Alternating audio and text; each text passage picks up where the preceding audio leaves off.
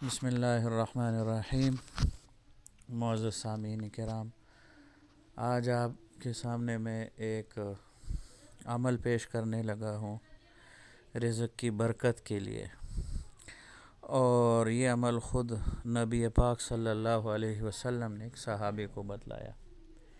ایک صحابی نے مالی پریشانی کا تذکرہ آپ علیہ الصلاۃ والسلام سے کیا، تو آپ علیہ الصلاۃ والسلام نے اس کو ارشاد فرمایا کہ تو ملائکہ کی تسبیح سے کیوں غافل ہے؟ اس نے پوچھا یا رسول اللہ، ملائکہ کی تسبیح کون سی ہے؟ تو رسول پاک صلی اللہ علیہ وسلم نے ارشاد فرمایا، سبحان اللہ و بحمدہ، سبحان اللہ العظیم، استغفر اللہ۔ یہ صبح کے وقت 100 دفعہ پڑھا کریں۔ ایک دفعہ پھر سن لے، سبحان اللہ و بحمدہ، سبحان اللہ العظیم، استغفر اللہ۔ صبح کے وقت یہ 100 دفعہ پڑھا کریں۔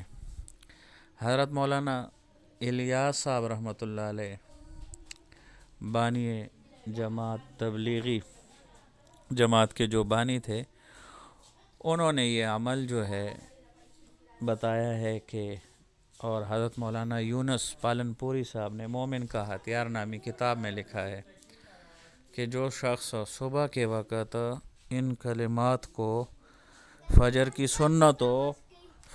سنتوں اور فرائض کے درمیان پڑھے گا تو انشاءاللہ اس کو رزق کی تنگی نہیں ہوگی۔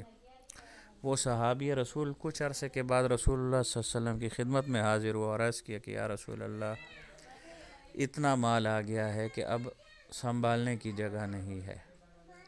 تو بہرحال ایک یہ عمل، ایک جو شخص عصر سے پہلے کی جو 4 سنتیں غیر مؤکدہ ہے وہ پڑھنے کی کوشش کرتا ہے، اور اسی طرح جو شخص فجر کی سنتیں پڑھے گھر میں اور پھر جو ہے وہ مسجد جائے، تو انشاءاللہ ان 2-3 چھوٹے چھوٹے اعمال سے اللہ تعالیٰ جو ہے وہ رزق کی فراوانی فرما دیں گے، اور اس کی رزق کی پریشانیاں جو ہے وہ اللہ تعالیٰ بالکل ختم فرما دیں گے، اور اس کو کسی قسم کی تنگی اور پریشانی نہیں ہوگی۔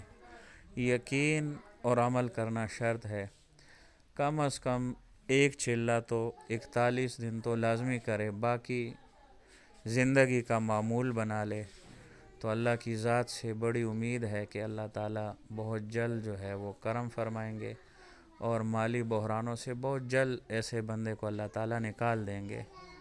بس شروع کرنے کی دیر ہے، انشاءاللہ آپ اس کو جو ہی شروع کریں گے، آپ اس کی جو ہے وہ تاثیر انشاءاللہ آپ کو خود بخود معلوم ہو جائے گی۔ اللہ جل جلالہ سے دعا ہے کہ اللہ تعالیٰ مجھے بھی عمل کرنے کی توفیق عطا فرمائے، اور آپ سامعین کو بھی عمل کی توفیق عطا فرمائے۔ جزاکم اللہ خیر، احسن الجزائے۔